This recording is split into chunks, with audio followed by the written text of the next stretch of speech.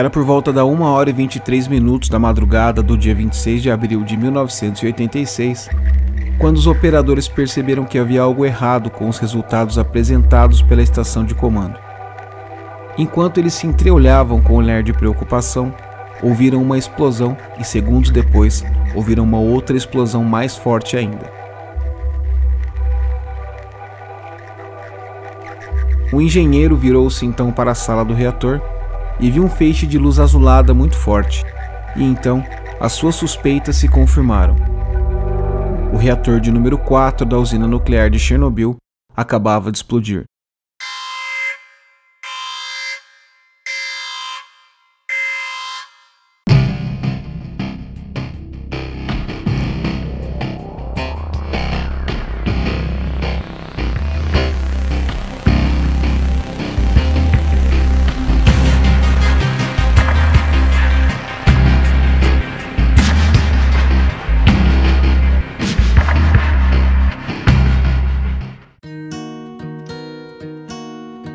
A cidade de Pripyat era uma Atomgrad, que é o termo designado para pequenos centros urbanos que eram projetados exclusivamente para atender à demanda de moradia de trabalhadores da indústria e de usinas atômicas. Ela foi fundada em 4 de fevereiro de 1970 e ficava localizado às margens do rio Pripyat. Na época, a cidade era habitada por um pouco mais de 49 mil habitantes, que eram formados em sua maioria por jovens com idade média de 26 anos. Ela possuía toda a infraestrutura de uma cidade normal, com escolas, creches, hospital, cinema, estrutura de telecomunicações e uma estação ferroviária.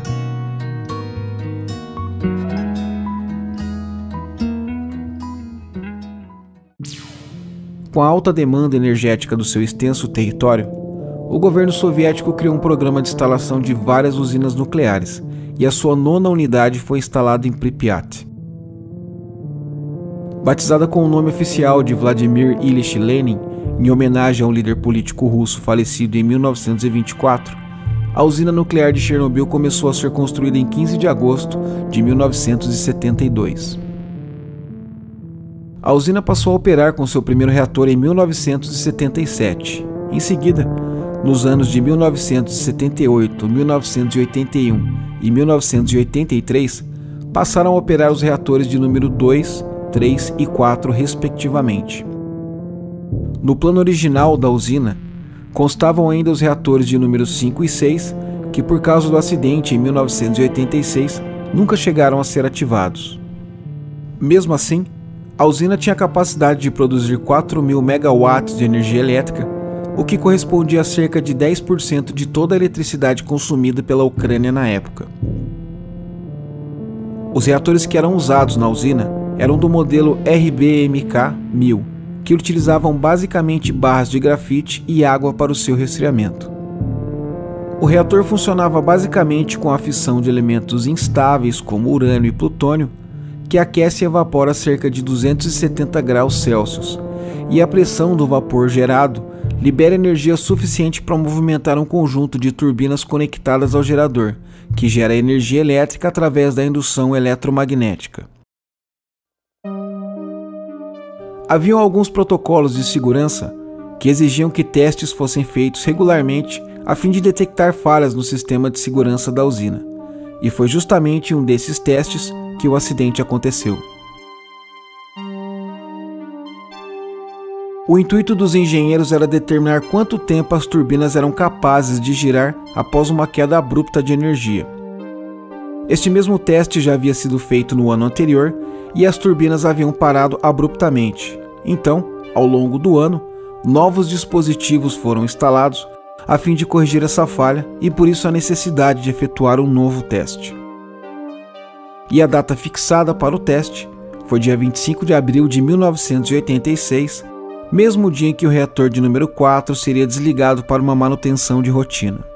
Este teste seria conduzido durante o turno do dia, que era composto por engenheiros mais experientes. Haveria no dia também uma equipe especial de engenheiros eletricistas presentes para conduzir o teste, que duraria 1 minuto no novo sistema regulador de voltagem. Como planejado, houve uma redução gradual na produção de energia, deixando a potência do reator operando em 50%. Os controladores da rede elétrica de Kiev, a capital da Ucrânia, pediram para que essa redução fosse adiada, pois haveria uma grande demanda no período da noite e o teste foi adiado por um período de 10 horas. Por volta das 23 horas e 4 minutos, os controladores da rede de Kiev permitiram que os testes continuassem. Então, a tarefa ficou sob supervisão do turno da noite, que era menos experiente. A execução do teste ficou então a cargo de Alexander Akimov, que era o chefe do turno da noite, Leonid Toptunov, o operador responsável pelas operações do reator, e Anatoly Dyatlov, que era o vice-engenheiro-chefe da usina e estava presente para supervisionar os testes, e como era o funcionário de maior patente, as suas ordens e instruções eram superiores a toda a equipe da sala de controle. Com o início dos testes houve uma diminuição gradual da potência do reator, e quando a potência baixou até aproximadamente 500 MW, o controle do reator passou a ser feito de modo manual. Neste momento, a potência cai até um estado inesperado de quase desligamento do motor e passa a produzir cerca de 5% do mínimo exigido para o teste. Os operadores decidiram então elevar a potência do reator, tirando a maioria das hastes que faziam resfriamento. Entre a meia-noite e 35 e meia-noite e 45, sinais de alarme de emergência dispararam e, por razões desconhecidas até hoje, foram ignoradas pelos operadores. Especula-se que Anatoly Dyatlov pressionou os operadores a prosseguir com os testes apesar dos problemas aparentes, chegando a ameaçar a demissão daqueles que não concordassem com seu comando. A equipe de operadores da usina se esforçava para estabilizar novamente o reator e por volta da 1 hora e 23 minutos e 40 segundos, conforme foi registrado no controle, foi iniciado um desligamento de emergência do reator para encerrar os testes. Mas alguns segundos depois, ocorreu um pico de energia e o núcleo do reator superaqueceu, aumentando a pressão do vapor, e então o reator explodiu. A União Soviética confirma: o acidente com a usina de Chernobyl foi a pior da história.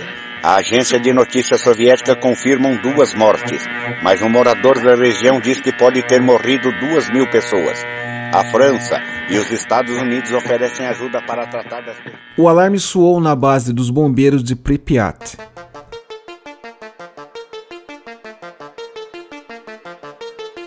Ainda de madrugada, centenas de bombeiros foram deslocados para a usina a fim de conter o incêndio no reator número 4.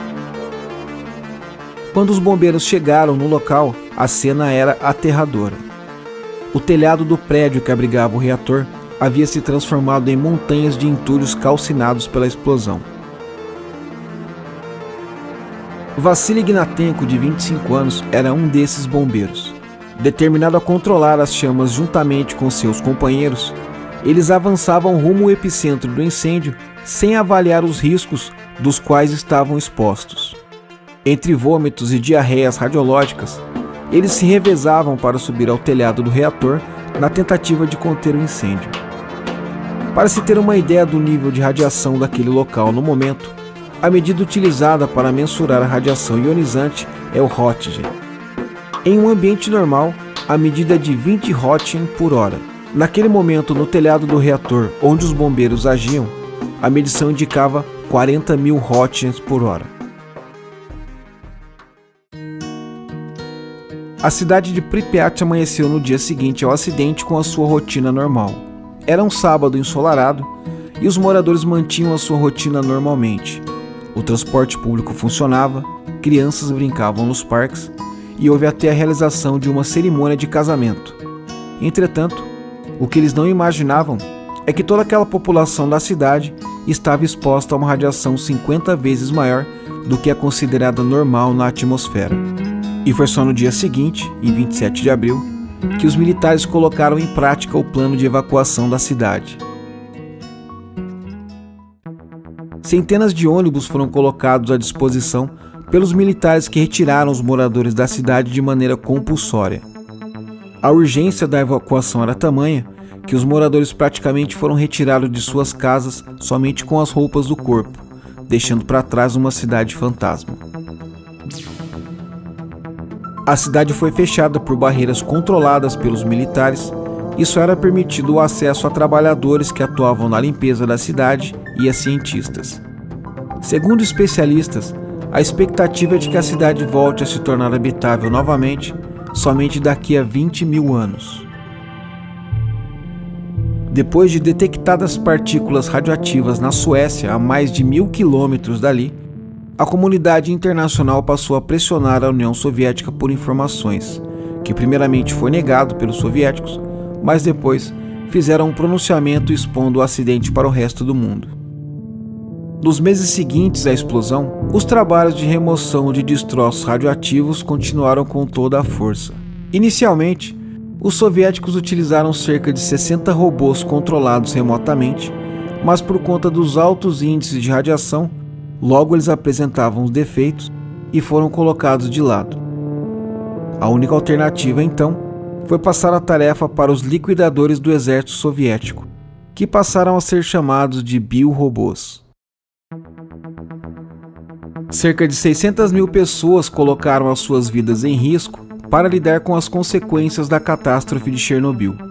Esse grupo era formado por bombeiros, policiais, mineradores, profissionais de saúde, cientistas, entre outros, e passaram a ficar conhecidos como os liquidadores. Grande parte desses profissionais morreram em decorrência da alta exposição à radiação. Em alguns casos desses liquidadores, como os bombeiros, por exemplo, os efeitos da exposição à radiação foi quase que imediato. Em 21 de dezembro de 1986, a estrutura de concreto que ficou conhecido como sarcófago de Chernobyl começou a ser construída para selar eternamente o reator 4 da usina de Chernobyl.